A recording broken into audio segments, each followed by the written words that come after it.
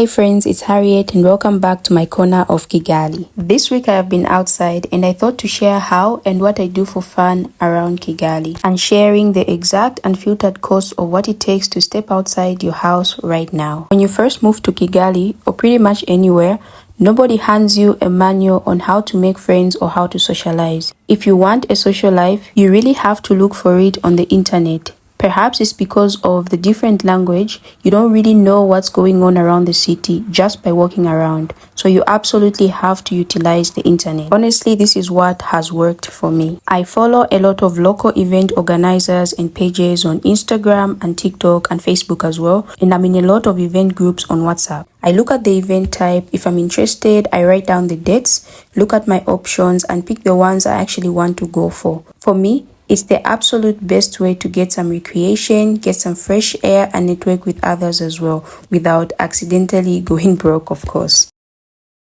First up, I went for the Kigali Food Fest over at Mundi Center. This event happens about once or twice every month and it is amazing because it brings together so many diverse local vendors all in one space. You can find everything from local Rwandan restaurants to West African cuisine and so many other international flavors. You are completely free to just walk around from store to store, check out the different foods they have and find out their prices. If you see something you like, you just buy a portion and find a place to sit down and enjoy it. You can move around and try as many of the stores as you want, or rather as many as your wallet can handle. Because honestly, food fest prices can definitely be on the higher side compared to your regular spots. So let's talk numbers because inflation out here is real and I want to share the exact cost so you can plan your own days out. Here's exactly what I spent. I spent 6,000 Rwandan francs, which is about $4 for a bowl of peanut soup and rice, and this was Senegalese cuisine. I also got a cup of cold zobo drink for 2,000 Rwandan francs,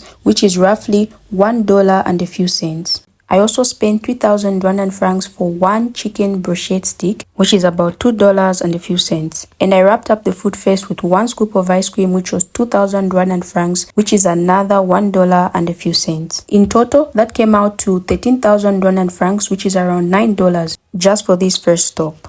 Mundi Center is a really great open space. It's actually a venue where they host concerts if you like that kind of fun, and they even have a few things for kids like a jumping castle, so it's very family friendly. Another key thing they do here is movie screening. This is so important because Kigali doesn't seem to have a proper functional cinema anymore, as the major ones around the city have closed down. So spots like this that's set up to do open air or pop-up movie nights are a lifesaver for recreation.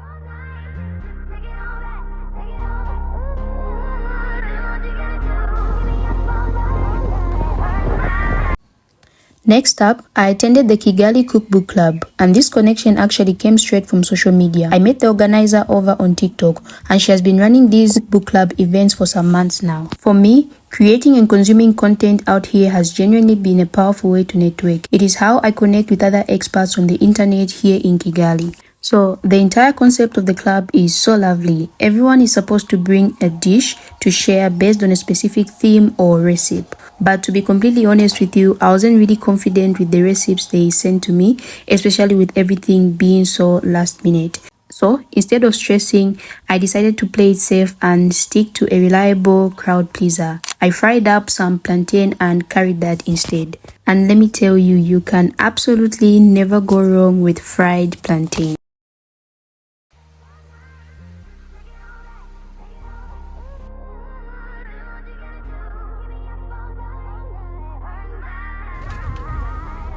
Bit of a cart.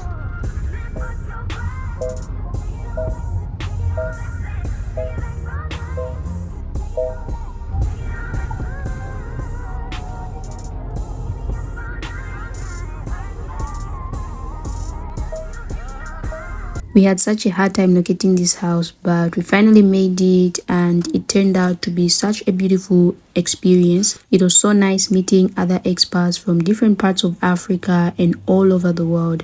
Some of them have relocated to Rwanda and Kigali permanently, while others are just visiting or passing through the city.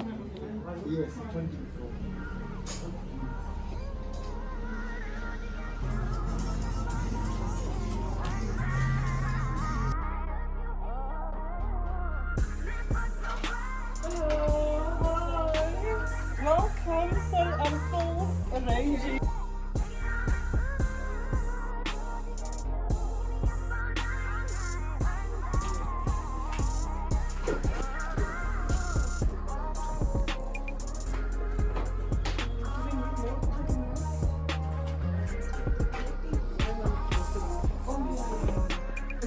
We will after the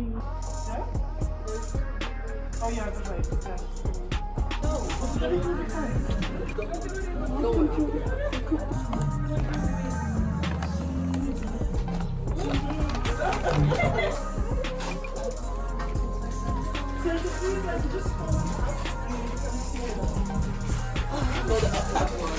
I don't have one.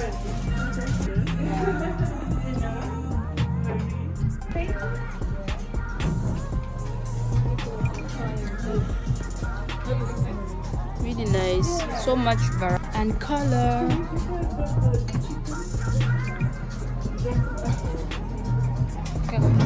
Wow.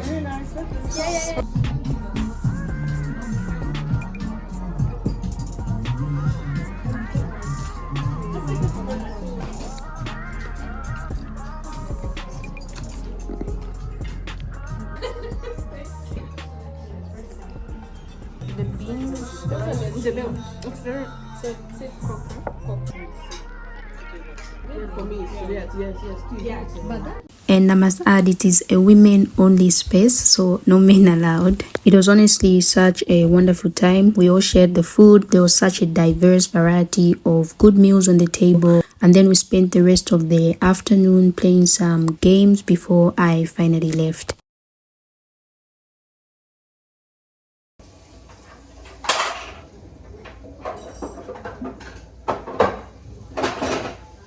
And finally, I attended a market pop-up event organized by Twese Moments. Kigali seems to have a lot of these pop-up events lately, especially being held at places like Mundi Center or Zaria Court. So a pop-up market is a space where local brands come together, set up stores and showcase their products, very similar to the Food Fest. So people can walk around, view what they have, ask questions and buy directly from them. I absolutely love them because it brings so much exposure to local brands, especially if they are completely new to the Rwandan market. It just seems that with this current inflation, these events seem to be getting pricier, and for some brands, it feels as if they are somehow on the expensive side. Here is what I spent while looking around. I spent 3,000 Rwandan francs, which is about $2 on a chicken pie that came with a side of chili salad. I also found a local brand called Wendy Production that sells natural jam, and I grabbed a large 610-gram jar for just 5,000 Rwandan francs, which is roughly $4. Prices vary depending on the flavor that you pick, but they don't go past 6,000 Rwandan francs, which I think is very fair for a great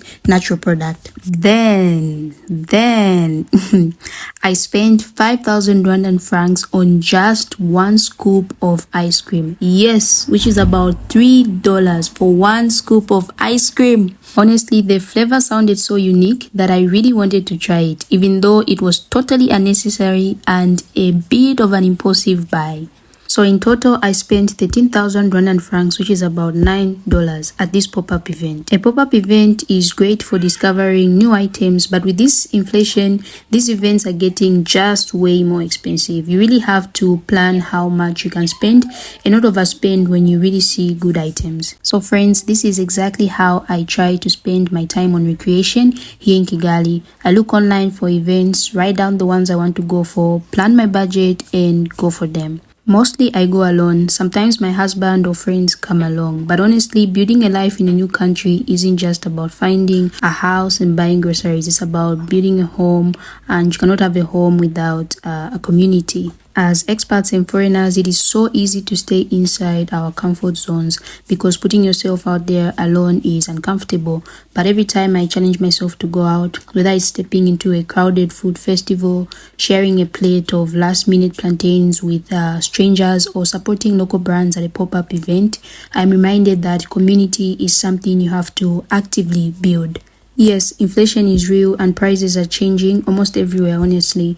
But with a clear plan and an intentional budget when you step out, perhaps you can still create a beautiful, rich, social life out here. And of course, it's not every time that you go out that you have to spend money, as there are different activities that require you not to spend anything at all. So thank you very much for watching this video. Please be sure to subscribe and remember to stay intentional, and I'll see you in my next one.